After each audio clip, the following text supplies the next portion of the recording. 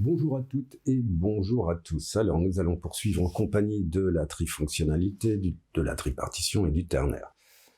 Alors aujourd'hui, c'est l'heure des grandes déclarations, et notamment avec la phrase suivante: l'humanité incarne la négation du réel. Alors cette phrase est un petit peu énigmatique. Je vais la rendre encore plus énigmatique avec un phrasé philosophique. L'homme est négation du réel. Alors, comment argumenter? Alors évidemment, cette phrase poursuit finalement les interventions précédentes, et l'idée, eh bien, c'est encore de travailler, bien sûr, ce que pourrait être le réel d'un côté et ce que pourrait être la négation de l'autre. Ok? Donc ici, pour nous, qu'est-ce que le réel? Eh bien, le réel, c'est effectivement, en ce moment, le climat. Et notamment, eh bien, c'est le dérèglement climatique. Là, le réel, on le ressent bien, là, c'est bien concret, et on le ressent en nos corps. Ceux avec les inondations, ceux avec la canicule. Donc, le réel, on va mettre ça entre guillemets, mais le réel serait déréglé. Alors, la cause, eh bien, c'est l'ensemble des activités humaines, qui passe en fait par le filtre du capitalisme, depuis quand même quelques années, puisqu'on ne peut pas dire qu'il y ait aujourd'hui de gouvernement communiste, de collectivisme en fait. Et donc, effectivement, c'est cette surproduction, suractivité humaine, eh bien, qui fait que le réel, la nature, donc le climat, se dégrade, en fait. Alors ici se pose une question: est-ce qu'on peut arrêter cet emballement? Est-ce qu'on peut arrêter finalement ce qu'on pourrait appeler une fuite en avant? Est-ce qu'on peut arrêter cette fuite en avant humaine qui met en péril l'humanité elle-même, a priori, à long terme, ou à très court terme, selon les scientifiques, et notamment selon les scientifiques du GIEC, qui est un groupe international qui a produit des études sur le climat. Et ces études, apparemment, sont assez justes. Elles pointent depuis 30 ans une progression du dérèglement climatique. Alors, qu'est-ce que font les gouvernements? Eh bien, les gouvernements désirent remplacer un capitalisme polluant par un capitalisme vert. Mais là encore, finalement, c'est un ajout. C'est un ajout au capitalisme polluant, le capitalisme vert, puisque l'idée, c'est de trouver des solutions techniques. Alors, on va en parler de la technique un petit peu. Ok, on va essayer de trouver des solutions techniques, mais si, on observe finalement les calculs du GIEC, les calculs de nos scientifiques, apparemment, en 2024, ça n'a pas bougé d'un iota. Donc, ce capitalisme vert, finalement, vient s'ajouter, et ne produit, a priori, pas vraiment de changement, ok? Donc, on se trouve, en tant qu'espèce, à un endroit un petit peu, effectivement, inquiétant, c'est-à-dire que, nous sommes en capacité, alors c'est une force, nous sommes en capacité de perturber, dégrader, dérégler le climat. Ok, ce en relation avec nos activités, chevillées au capitalisme, blablabla. Polluant ou vert, peu importe. Alors ici, on va essayer de travailler à partir de cette base un petit peu concrète quand même, palpable. On va essayer de travailler sur, déjà définir ce qu'est le réel. Alors, le réel, deux types de réel. D'abord, le réel, comme je vous en ai parlé dans la dernière intervention, que je ramasse en une formule, qu'on pourrait qualifier de réel scientifique, sous sa forme littéraire, donc de la littérature scientifique, et qui serait matière d'un tout présent en mouvement. Ce que je ramasse en cette formule, on peut la ramasser aussi ici. Énergie, gravité, vitesse ne font qu'un. Pareil pour matière, espace-temps, vivant, étendu, durée. Je vous en ai déjà parlé. Et je vous ai dit que le réel, eh bien, ça fait un bloc. Hein, c'est un bloc. Il n'y a pas finalement de césure. Il n'y a pas de coupe. Il n'y a pas d'interstice. Il n'y a pas d'espace. Il n'y a pas finalement, eh bien, d'opposition. Hein, il n'y a pas de contradiction au sein du réel. Il y a un continuum, comme ça, d'événements qui fait bloc. Ok ? Comme si, finalement, le réel était indivisible. Alors, d'un autre côté, on a, le réel mythique. Ah, alors là, le réel mythique, on revient sur Platon, hein, c'est-à-dire que ce sont les idées, et plus tard, effectivement, ces idées qui font se transformer en entité divine, hein, qui précèdent la matière, qui précèdent la forme, et qui précèdent le verbe ou le concept, si vous voulez. Donc cette entité, eh bien voilà, c'est une entité divine qui décida un jour, en claquant des doigts, de créer le monde, hein, tel qu'il est, et tel qu'il se produit et se reproduit sous nos yeux. Ok ? Donc ça, c'est le réel mythique. Hein, et on verra qu'il y a une correspondance tout à l'heure, hein, avec Kant, concernant le réel scientifique et le réel mythique, finalement. Une intuition commune, quelque part. Ok, donc ça, c'est le réel. Et d'un autre côté, effectivement, il y a la négation, hein, dont je vous ai dit réelle négation. Négation, comment eh bien, on peut l'envisager ? On peut l'envisager, comme je vous l'ai déjà dit, c'est toujours un petit peu technique, hein, avec l'Aufhebung, hein, c'est-à-dire avec cette idée de supprimer, conserver. Donc ça concernerait une dimension contradictoire. Quand je fais ça, eh bien, je vais vous parler d'unité, en fait, hein, et je vais vous parler d'unité d'objet, en fait. Hein. Donc, la négation, hein, ben, participerait comme ça de l'Aufhebung, ou de ce que j'ai essayé de construire, hein, sans doute maladroitement, avec la soustraction, addition, ou encore, ben, pour le dire autrement, là c'est plus concret, avec l'extraction, extraction de ressources donc, et création. Hein. Et tout ça, finalement, au sein d'une dimension. Dimension qui serait, que je qualifie de contradictoire. Ok. On va essayer de développer ça concernant, eh bien, ce qu'on pourrait appeler la négation de manière très générale. Ok. Qu'est-ce qu'on produit ? Qu'est-ce qu'on produit sur la base eh bien, de la nature, du réel, hein, on fait des extractions des ressources. Nous, ce que nous faisons, alors, nous sommes des champions, hein, ça depuis le début de l'humanité, ce que nous produisons, ce sont des unités techniques. Ok ? Unités techniques. Je vais reprendre mon exemple avec le petit caillou, le galet. Ce galet, en fait, est une production de la nature. Aucune intervention humaine sur ce galet. Hein. Toutefois, on se rappelle de nos hominidés, hein, qui faisaient 1,10 m et qui, tout à coup, vont produire un outil. Ils vont soustraire de la matière, en retirer de la matière pour bien extraire, hein, pour eh bien, faire une création. Hein, cette création étant un hachoir ou un chopper en anglais. On a vu ça hein, dans la dernière ou l'avant-dernière intervention. Ce chopper, qu'est-ce qu'il va devenir en fait, hein, cette unité technique, hein, qu'est-ce qu'elle va devenir concrète? Eh bien, elle va entrer finalement dans le champ des représentations et ça va devenir une unité formelle en tant que hachoir. Et ensuite, eh bien, ça va devenir quoi?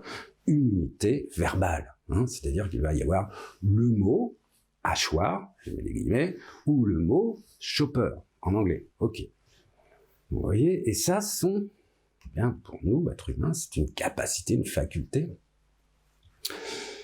de produire eh bien, des unités. Hein. Alors, unité technique, unité formelle, unité d'objet, finalement, et unité verbale, en fait. Hein. Ok. Sur la base de cet exemple, on peut se dire, eh bien, en fait, on fait ça depuis le début de l'humanité, et aujourd'hui, il y a des milliers, des millions hein, d'unités techniques. Ok. Alors je vais le dire de manière un petit peu comique, mais de la chaussette au semi-conducteur, hein, de la polenta Ou SUV, si vous voulez. Et donc là, vraiment, on est vraiment ces unités techniques qui sont chevillées aux unités formelles, qui sont chevillées aux unités verbales. Hein, on en a mais vraiment partout, hein, sur toute la Terre, en fait. Et donc là, on est des super producteurs, en fait, hein, des super techniciens, finalement. Mais à chaque fois, c'est toujours avec l'idée, eh bien, de séparer l'objet, en fait. Hein. En créant une unité, on le sépare, en fait, du réel. Hein. On le sépare du réel pour que ça devienne quoi? Eh bien, pour que ça participe des réalités humaines, en fait. Hein. Eh bien, pour que ça participe, effectivement, sans doute, hein, pour un peu plus de confort, ou en tout cas pour un peu plus d'assimilation, d'exploitation, de possession, de profit, blablabla, hein, ok, toujours le plus, en fait, hein, avec ces unités, puisque finalement ces unités s'additionnent. Ou plus de confort, hein.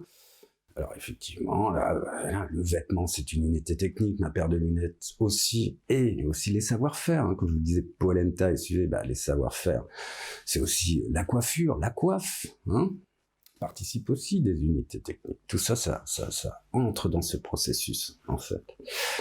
Toutefois, tout ça, bien, on pourrait les considérer, hein, puisqu'elles font partie des activités humaines, les considérer bien comme négation du réel, hein, puisqu'elles sont séparées finalement bien de la nature, hein, ou du réel tel qu'il est, hein, et d'ailleurs finalement on crée des failles, hein, quelque part dans le réel. Hein. Toutefois, on se dit, évidemment qu'en créant tous ces objets, toutes ces unités, eh bien, que nous allons avoir, et là je vais reprendre la phrase de Descartes, hein, nous allons pouvoir devenir maître et possesseur de la nature. Donc nous allons pouvoir avoir un contrôle, une maîtrise, nous allons pouvoir domestiquer la nature. Alors c'est ce qu'on fait, hein, c'est ce qu'on a fait d'ailleurs, hein, brillamment, hein, et de manière exponentielle depuis le 19e siècle.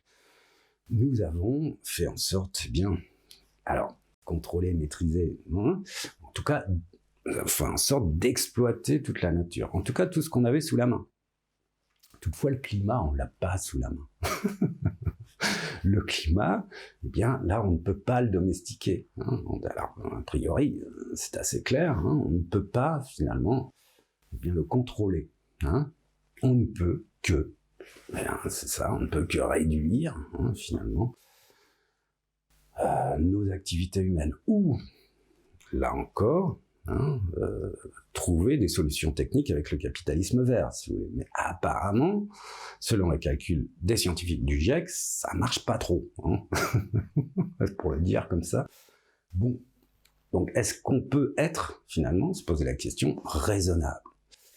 C'est là où c'est bien un petit peu compliqué. Et là, je vais passer à une deuxième étape encore, concernant l'unité, hein, cette idée d'unité technique. Concernant l'idée d'unité technique et d'unité formelle et d'unité verbale, eh bien, il y a aussi l'humanité elle-même.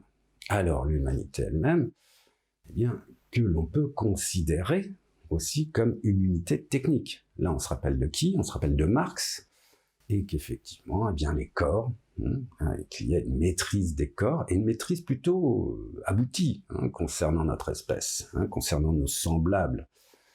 Maîtrise qui fait que, eh bien, nous devenons des esclaves modernes, nous devenons des machines-outils. Et donc, nous sommes employés comme des unités techniques, finalement. Hein. Alors moi, c'est ce que je voudrais pas, justement. Hein, je ne voudrais pas avoir cette image-là. Mais en tout cas, je peux vous donner une autre image, puisque nous ne sommes pas des robots, hein, donc, très clairement. Nous avons un corps. Hein. Et ce corps, eh bien, voilà, c'est assez simple, hein, quand même. Ce corps participe du réel. Ce corps participe de la nature. Ce corps est complètement, eh bien, chevillé à la nature. Hein. S'il n'y a plus d'air, on meurt. S'il n'y a plus d'eau, on meurt. Vous voyez, donc le corps humain, hein, est quand même chevillé à la nature. Il participe du réel. Donc, ce n'est pas une unité technique. Toutefois, au sein de nos sociétés, eh bien, on l'emploie comme ça. Hein. Donc, la majorité, d'ailleurs, des personnes, hein, sont comme ça, considérées comme des unités techniques. Ok, ça c'est une première chose. Et là, on fait la différence, on va faire la différence entre objets, les objets extérieurs, hein, on a vu ça, et le sujet. Le sujet, eh bien, c'est l'homme, hein, ou ce sont les femmes, si vous voulez, hein, les hommes et les femmes. Il va y avoir aussi, autant ici, une unité d'objet, une unité formelle, que pour les hommes et les femmes, une unité du sujet. Ok ? Donc, unité technique, unité du sujet, et évidemment, unité verbale. Hein, ok, concernant notre espèce. Hein. L'unité du sujet. Alors ici, c'est intéressant, on a eh bien, une expérience, toujours la même, je vous la ressors, c'est le stade du miroir. Le stade du miroir concerne 7 enfants, alors je ne vais pas tout vous raconter, hein, vous lirez ce texte très important, ça concerne eh bien, la diffusion, c'est-à-dire que l'enfant, durant les premiers mois de sa vie, bah là, c'est un corps qui est vraiment chevillé au réel, hein, enchevêtré au réel. Il fusionne avec le réel, hein, le corps de l'enfant durant quelques mois. Il fusionne avec le sein de la mère. Et puis, il va y avoir une diffusion. Cette diffusion, non pas diffusion, cette diffusion, nous dit Lacan, eh bien, elle se produit durant le stade du miroir. C'est une expérience, et cet enfant, finalement, eh bien, parvient finalement à se considérer, à se voir finalement comme un sujet unique, un sujet propre en fait. Alors ici, évidemment, ça se passe pas du jour au lendemain. Hein, c'est une progression sur quelques mois, parce qu'il va y avoir aussi le langage qui va aider cet enfant, hein, notamment bien avec une unité verbale qui serait Pierre, Paul, Jacques, Martine, Ophélie, etc., qui va qualifier l'unité du sujet, finalement. Ok ? Et cet enfant, bien, effectivement, il va se considérer en tant que corps propre et effectivement séparé de ses petits camarades. Ok ? Il va être différent de ses petits camarades. Il va plus être en fusion avec le réel. Ok ? Donc ça, eh bien, effectivement, c'est l'unité du sujet. Hein, c'est l'unité du sujet. Qui contiendrait, eh bien, lui aussi, on verra ça à la fin, qui contiendrait aussi une dimension contradictoire, en fait, hein, et qui aurait une relation avec l'Aufhebung. Alors, je pourrais en parler tout de suite avec un exemple, mais que je vous ai déjà cité, c'est-à-dire qu'effectivement, l'unité du sujet, eh bien, c'est cet enfant qui grandit, qui va devenir adolescent, donc il va y avoir un passage, il va supprimer l'enfance pour devenir adolescent, mais il va conserver quand même quelque chose de l'enfance et rebelote, de l'adolescence à l'âge adulte, de l'âge adulte à la vieillesse, au vieillard. Ok. Donc, ici, vous voyez que finalement, une progression historique et qui pourrait appliquer comme ça l'Aufhebung, hein, on supprime, on conserve. Ok ? Ça marche. Et d'ailleurs, voilà, on crée aussi, hein, à chaque fois. Hein. On supprime, on crée aussi toujours quelque chose. On ne fait pas que conserver. Donc il y a cette dimension. Okay. Donc on reprend de manière très logique, enfin très logique on va dire, toujours dans l'idée de classer, unité technique, alors avec un bémol concernant notre espèce, concernant les hommes et les femmes, je dirais avec un bémol d'un point de vue éthique, unité technique qui concerne là pour le coup les objets, la nature, etc. Unité formelle, alors unité d'objet ou unité du sujet, et puis unité verbale qui concerne en fait les deux, qui sont les objets ou les sujets. Ok, on a ça, et ça, en fait, ces unités, eh bien, elles s'opposeraient bien au réel. Et c'est ce qu'on voit. Alors c'est ce qu'on constate justement, bien avec le dérèglement climatique en fait. Et ce qu'on constate effectivement, puisque tout ça participe bien de l'activité humaine, ça vraiment c'est enchevêtré à l'activité humaine, ces unités, c'est actif en fait, ça produit des actions. Ok, toujours sur le filtre du capitalisme polluant et vert. Alors, je vais m'arrêter là, mais avant, je vais vous raconter une petite anecdote pour bien un petit peu situer quand même cette question de l'activité humaine et cette question de la négation ou du déni finalement. Anecdote qui m'est arrivée cet été. Je vais sur mon lieu de travail, je vois une voiture devant la porte. Cette voiture a le moteur en marche. Au sein de cette voiture, il y a un enfant qui joue sur son portable, sur un smartphone d'ailleurs. Il est tout seul dans la voiture. Bon, je vois un groupe de femmes à 10 mètres. Je vais voir ce groupe en disant, est-il possible, très gentiment, bien je sais pas, d'éteindre, d'arrêter ce moteur? Et eh bien, une des femmes me dit, ah mais non, il faut garder le petit au frais. Donc là, bug dans ma tête, ce qui veut dire que le moteur était en marche pour la clim, en fait. Là, il y a une espèce de... Et en fait, on peut se dire, voilà, les gens, finalement, qu'est-ce qu'ils font? Les gens bienveillants, les mères de famille, les pères de famille, tout autant. Ils veulent protéger la progéniture, si vous voulez. Et donc, ils utilisent tous les moyens possibles et imaginables, avec 33 degrés qui tombent sur nos têtes, comme ça, je sais pas, fin juin ou début juillet, si vous voulez. Ok. Donc, en fait, le déni, c'est un exemple, mais c'est un exemple parmi d'autres. C'est-à-dire qu'on a effectivement l'activité des corporations ou des corps de métier, l'activité des entrepreneurs, l'activité des politiques. Et je pourrais dire que les politiques, les corps de métier, les entrepreneurs s'en tapent comme de leur première chemise du dérèglement climatique. Bien alors pourquoi? Parce qu'il faut continuer pour les corps de métier à produire et reproduire, pour les hommes politiques à conserver les privilèges finalement, et puis pour les entrepreneurs continuer. Il faut, il faut comme ça, il faut continuer à faire des profits en fait, et tout ça conditionne l'activité humaine et il n'y a rien à faire. Alors ici j'ai pas d'opinion, de toute façon c'est comme ça. Du moins, jusqu'en 2024, c'est comme ça. Et c'est la raison pour laquelle là, je dis que nous ne parvenons pas à être raisonnables, à faire appel à ce que je m'appelle à la raison désintéressée. On ne parvient pas, en fait, on ne parvient pas. Et finalement, nous incarnons, alors je vais répéter la phrase, nous incarnons la négation du réel, en fait. Alors lui, le réel, il s'en fout. Je veux dire, d'ailleurs, autant le réel mythique que le réel scientifique, il s'en fout. Il y a un retour de bâton et c'est comme ça, en fait. Alors l'idée, c'est encore de continuer à travailler sur les négations. Et on va continuer à travailler sur les négations en compagnie de Kant et en compagnie d'un petit ouvrage, d'un petit opuscule de jeunesse. Donc, il rédige cet ouvrage avant la critique de la raison pure, etc., etc.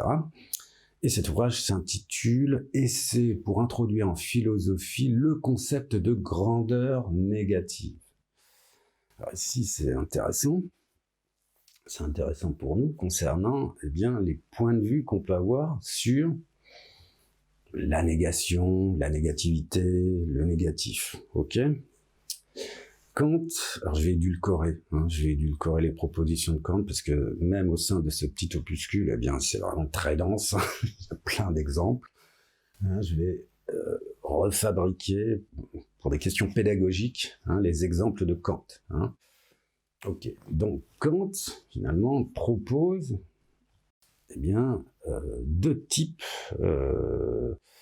deux types de conception, deux types d'analyse possibles. Alors il y aurait l'analyse qui se réfère aux oppositions logiques, et puis l'autre qui se réfère aux oppositions réelles. Et donc il va opposer les deux. Opposition logique donc et opposition réelle. Et c'est ce qu'on va voir en compagnie d'un petit exemple. Un petit exemple modifié, etc., malaxé. Ça part de Kant, mais effectivement, cet exemple, c'est un voilier qui part de Brest et qui va à New York. Ce voilier qui part de Brest et qui va à New York, eh bien, est poussé par des vents d'est. Ok. Mais il est aussi bien contraint, arrêté, il recule aussi à cause de vents d'ouest. On fait le calcul. Le calcul, c'est le suivant. 2000 km, on va dire, avec des vents d'est, 1000 km avec des vents d'ouest, et puis on reprend 4000 km jusqu'à New York avec des vents d'est. Ok, on fait un calcul mathématique assez simple, c'est-à-dire qu'il y a bien des chiffres positifs, plus 2000 km, plus 4000 km, et puis un chiffre négatif, moins 1000 km. Donc, lorsque le bateau recule, on fait l'opération, et qu'est-ce qu'on trouve? Eh bien, on trouve 5000 km. Donc, la distance entre Brest et New York. Alors, même si c'est pas la distance exacte, c'est pas grave, hein, ok? Donc, la distance, 5000 km. C'est une opération logique. Voilà, c'est opération logique, effectivement, moins 1 plus 1 égale 0. Ça s'annule. Hein. Donc là, il y a une soustraction avec des chiffres positifs et c'est égal à 5000 km. Toutefois, quand on nous dit, eh bien, qu'au sein du réel, des réalités, au sein du parcours du bateau, donc c'est une question vraiment de point de vue, on dit que le voilier n'a pas fait 5000 km, mais qu'il a fait 7000 km. Donc, qu'est-ce que ça veut dire? Ça veut dire que ce qui est négatif s'additionne, en fait. Hein, ça va s'additionner aux 2000, aux 4000 km. Les moins 1000 s'additionnent. Et effectivement, si on prend le parcours du bateau, il va faire 2000, il va reculer à 1000, il va reprendre 1000, et puis il va faire 3000 km pour arriver à destination. Donc, ici... je vous ai mis cette autre petite formule. Pour Kant, alors c'est évidemment imagé, hein, moins 1 plus 1 égale 2. Hein, c'est-à-dire que pour Kant, bien, finalement, au sein de ce livre, hein, et c'est pour introduire en philosophie les grandeurs négatives, ces grandeurs négatives, finalement, eh bien, s'ajoutent, s'additionnent, en fait, au sein d'un réel. Toutefois, au sein de la logique, ça reste finalement les mathématiques, et effectivement, voilà, on va créer des équations, des produits, et puis, effectivement, moins 1 plus 1 égale 0. Mais au sein du réel, ça se passe pas tout à fait comme ça. Alors, il prend moult exemples, hein, Kant, au sein de ce petit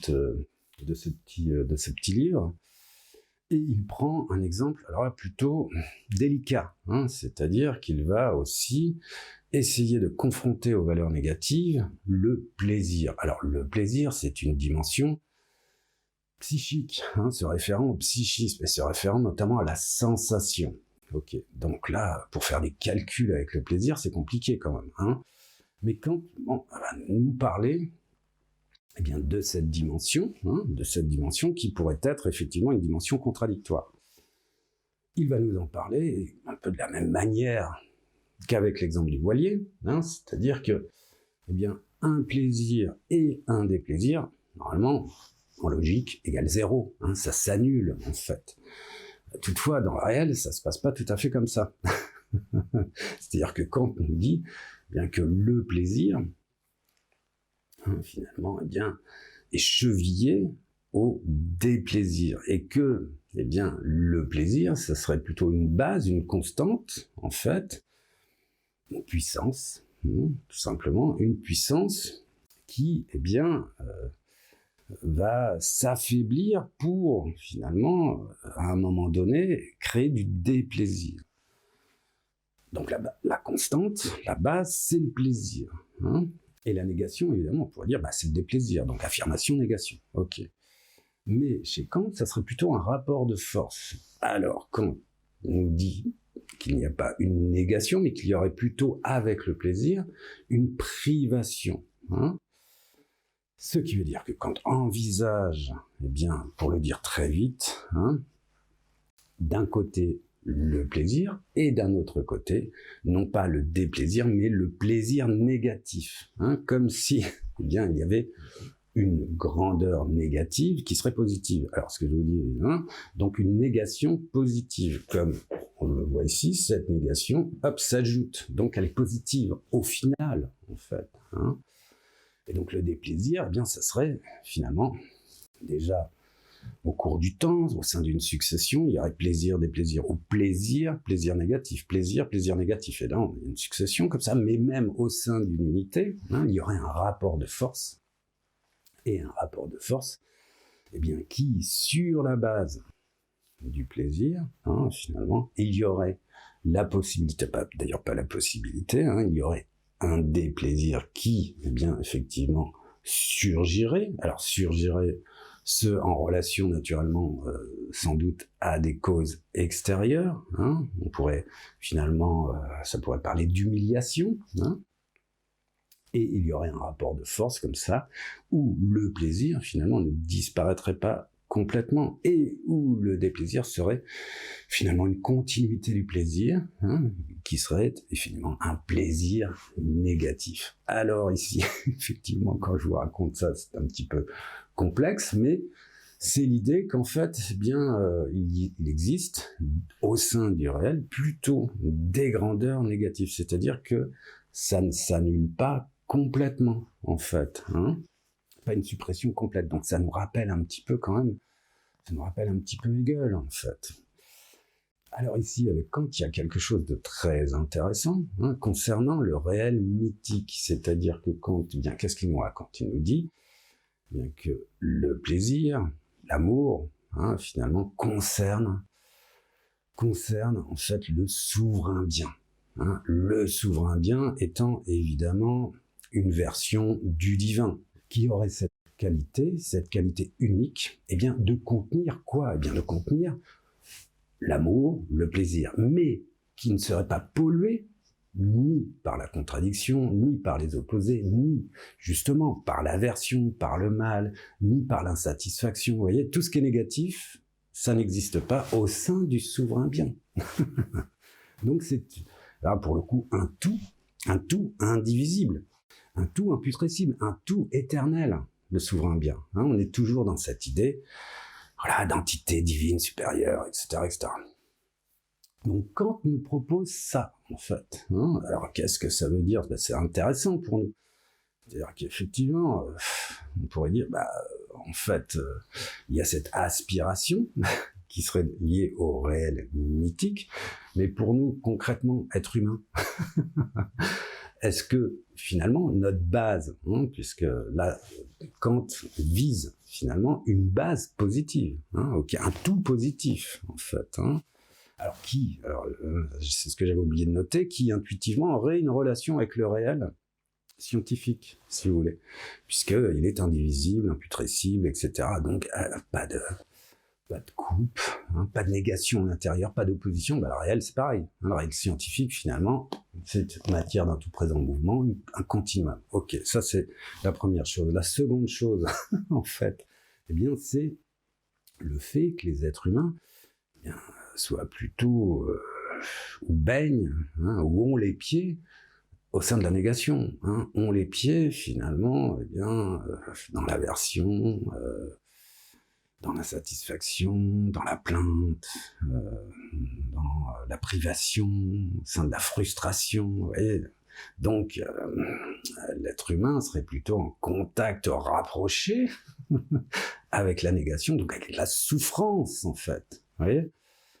Et effectivement, l'idée, bien, dialectiquement, hein, c'est cette souffrance, hein, cette insatisfaction, cette aversion, le mal, finalement, eh bien, de pouvoir s'en détacher et pouvoir aller vers un pur positif, hein, donc aller vers un réel mythique, hein, qui serait au sein duquel on pourrait trouver eh bien, l'amour, hein, l'amour de Dieu, justement, hein, pour reprendre le phrasé chrétien, c'est-à-dire Dieu est amour, hein, il n'est pas autre chose qu'amour, en fait. Ok, donc là, vous voyez, il y a aussi la possibilité eh bien, de se dire, la base pour nous, eh bien, c'est la négation.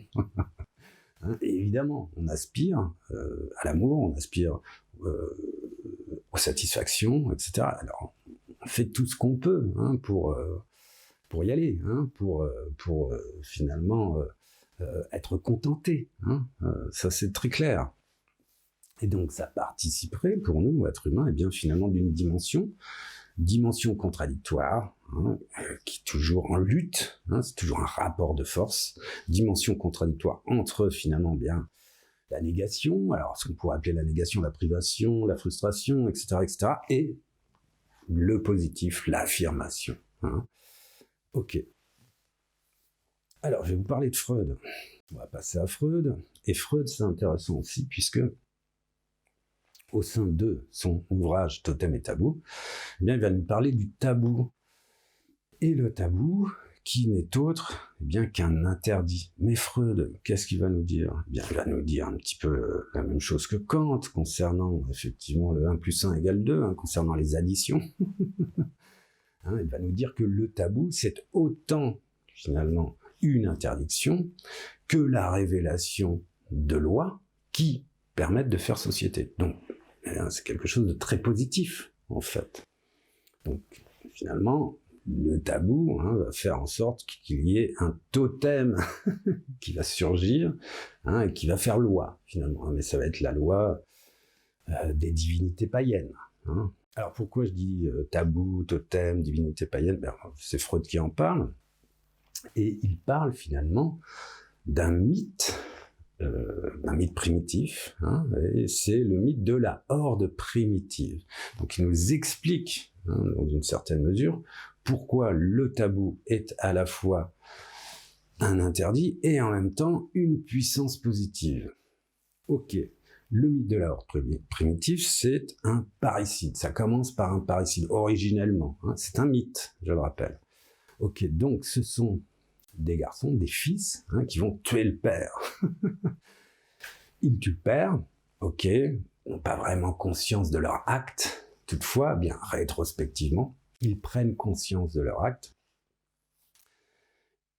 Ils ont ce que le père avait. Qu'est-ce qu'avait le père ? On reprend Dumézil, le père avait bien la richesse, force de reproduction aussi. Il avait le pouvoir, il avait tous les privilèges, et il avait effectivement... C'est lui qui gouvernait, si vous voulez, et c'est lui qui, ordonnait la croyance, si vous voulez. Donc les fils, accèdent à tous ces pouvoirs, et c'est pour ça qu'ils tuent le père, finalement. Toutefois, il y a, par la suite, une culpabilité énorme, en fait, puisqu'ils ont quand même tué leur géniteur. Ok. Que font ces fils au sein du mythe de la horde primitive ? Eh bien, ils vont élever la mémoire du père, ils vont élever le père, finalement, au stade de la divinité. Ok ? Donc, on va bien procéder à des rituels, et des rituels qui, quelque part, sous une forme symbolique, évidemment, rejoueraient le parricide original, pour dire, en fait, pour communiquer au groupe, pour communiquer à une communauté, que symboliquement rejouer le parricide, eh bien, engendre finalement le tabou, l'interdit. Et l'interdit, c'est quoi ? Eh bien, c'est surtout, tu ne tueras point. On se rappelle l'étape de la loi, et pour le coup, tu ne tueras point ton père. Ok. Mais ça aussi, anthropologiquement, c'est très malin. Enfin, c'est très malin. C'est la suite, l'articulation est très intéressante, si vous voulez, puisque les fils, évidemment, qui tuent le père originellement, qui font en sorte que le père devienne totem, qui ait des tabous, des interdits, etc., donc interdit de parricide, se protègent aussi. C'est-à-dire que ces fils vont aussi avoir des enfants. Et donc, finalement, créer un dieu qui fait loi, qui dit la loi, et qui dit, voilà, s'il y a parricide, alors vous serez condamné pour toujours, vous irez en enfer, etc., etc. Donc, une interdiction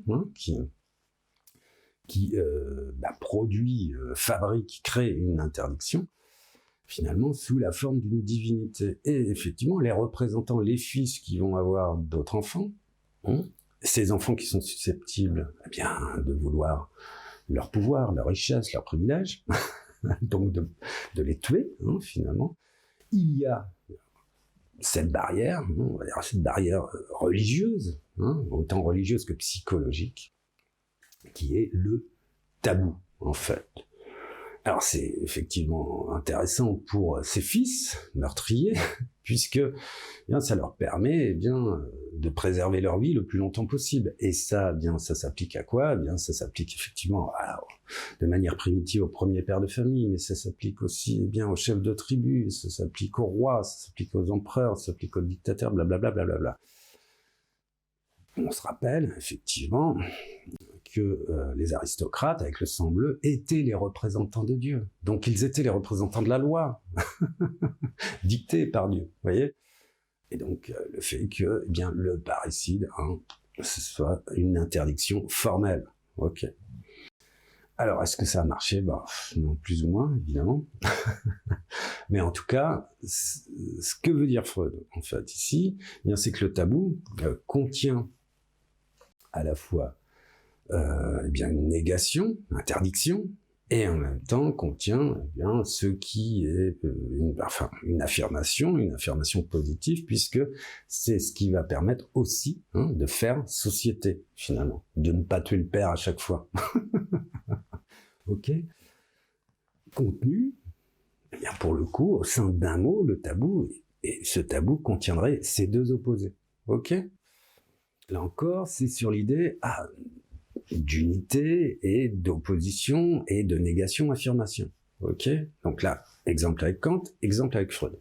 Alors, ce que va en tirer Freud, pour lui, c'est que cette affirmation-négation, ça pourrait contenu au sein d'une unité, ça pourrait bien avoir une relation avec l'inconscient. Ça pourrait bien avoir une relation avec, pour le coup, le réel, puisque l'inconscient, a priori, participe du réel. D'ailleurs, l'inconscient, c'est le réel. Pourquoi ? Parce que ce n'est pas conscient.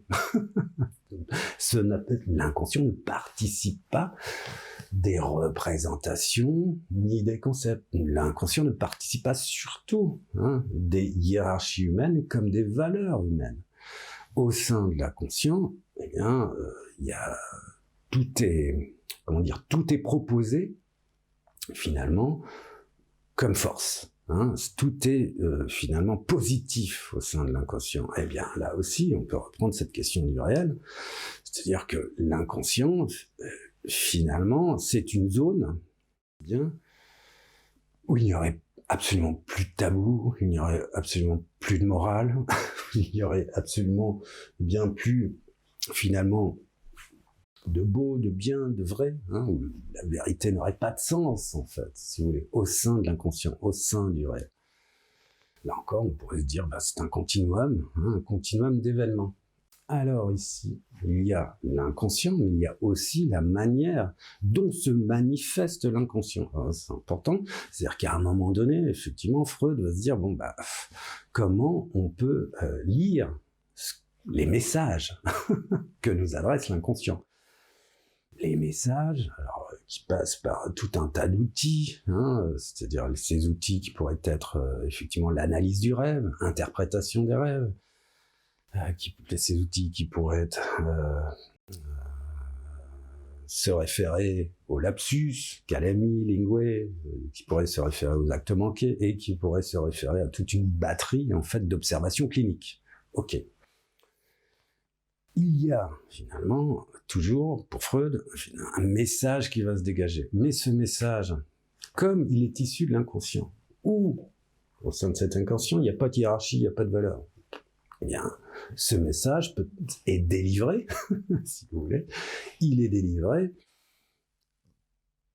sous la forme d'une proposition, dimension contradictoire. C'est-à-dire que Freud nous dit que la lecture du message, il y a une première lecture du message, une lecture littérale, on va dire, mais qu'il y en a une seconde. Cette seconde, c'est de lire le message quelque part. Alors, je vais le lire comme ça, pour que ce soit plus simple à comprendre, que le message, il faut le lire à l'envers, en fait. Donc, cette proposition, le message, finalement, de l'inconscient, est à la fois une proposition littérale, et en même temps, elle cache. C'est une énigme, en fait. Et donc, il faut découvrir cette énigme. Elle cache quelque chose, cette proposition.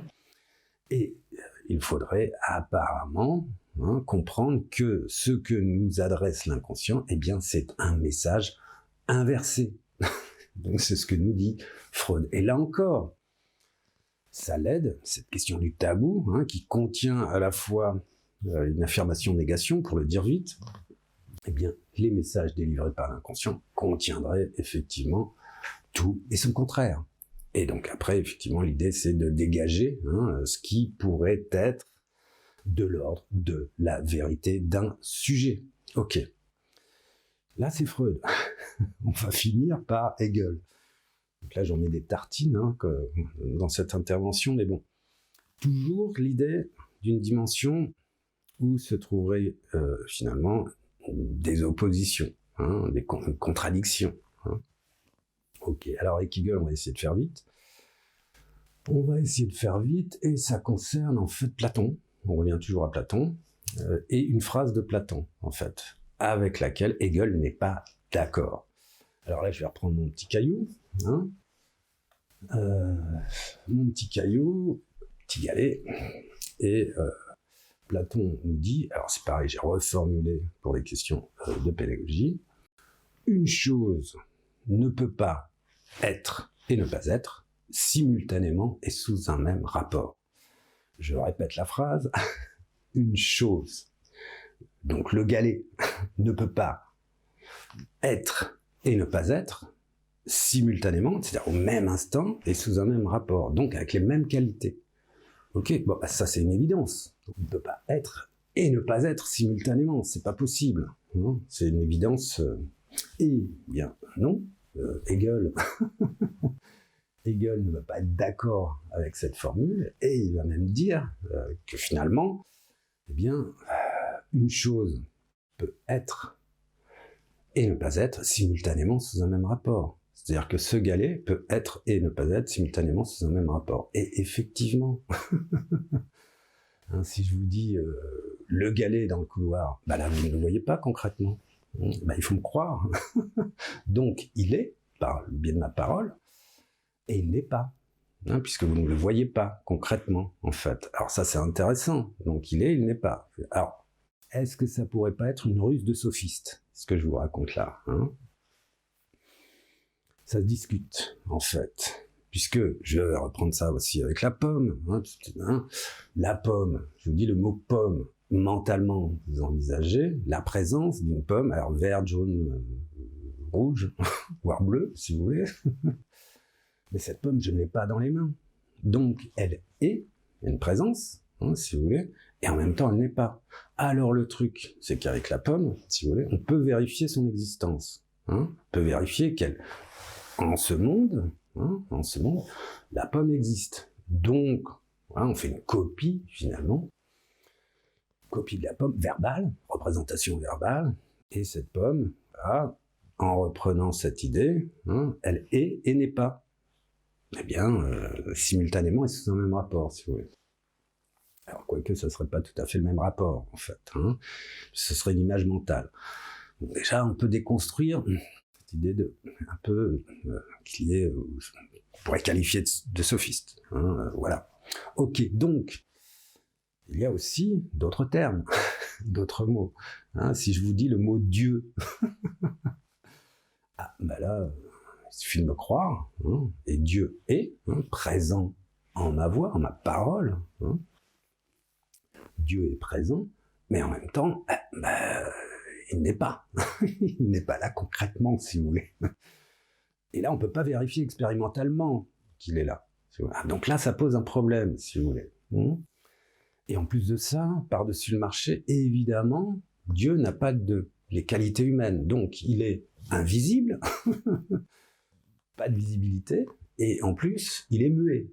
Donc, on ne peut pas l'entendre, si vous voulez. À part certains, effectivement, certains qui l'ont entendu, mais bon, ces personnes-là, aujourd'hui, finalement, si ils nous disent qu'ils entendent les paroles de Dieu, avec la même force que les prophètes, bon, on aurait tendance plutôt à leur donner des médicaments et les hospitaliser, si vous voulez. Donc vous voyez, aujourd'hui le contexte est un petit peu différent. Alors bon, on peut aussi trouver ces personnes qu'on appelle sans doute des fanatiques, des extrémistes, etc., etc. Bon, après, bon, voilà.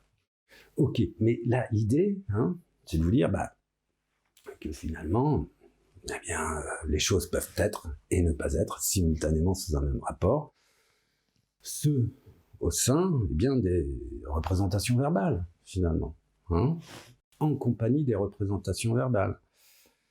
Alors, avec toujours la réserve concernant Dieu, qu'expérimentalement, on ne peut pas prouver son existence, ce qui n'est pas le cas de la pomme, ce qui n'est pas le cas du galet, si vous voulez. Donc là, ça pose un problème quand même. Et donc là, on pourrait dire qu'il y a des limites, qu'on trouve la limite, finalement, de la dialectique hegelienne.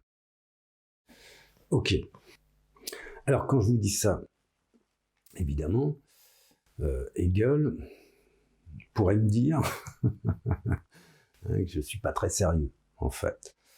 Puisque Hegel, c'est toujours, comme on l'a vu précédemment, cette question d'une unité au sein de laquelle se trouverait une dimension, un mouvement contradictoire, si vous voulez. Et donc, Hegel poserait cette question sans doute plus sérieuse concernant l'unité du sujet et concernant l'idée que le sujet est et n'est pas simultanément sous un même rapport. Alors, ce que je vous sors là, c'est encore c'est-à-dire qu'effectivement, cette idée d'unité de dimension contradictoire, ça nous concernerait bien, nous en particulier. Ça concernerait effectivement notre espèce en particulier, c'est-à-dire effectivement, d'être et ne pas être simultanément sous un même rapport, en fait. Alors ici, c'est la question du ne pas être, c'est la question de la négation. Là encore, je reprends, c'est pas une négation totale, c'est pas une suppression, le ne pas être. Pas une suppression totale de l'être. Parce que si ça serait une suppression totale de l'être, on revient à ce petit exemple, ça serait égal à 0. Donc, pas d'existence humaine. Donc, ça serait plutôt, finalement, deux forces, être et ne pas être, qui, finalement, seraient en tension, au sein de l'unité du sujet. Ok ? Au sein de l'unité du sujet. Alors, cette tension, qu'est-ce qu'elle produit ? Elle produit sans doute un certain type de négation.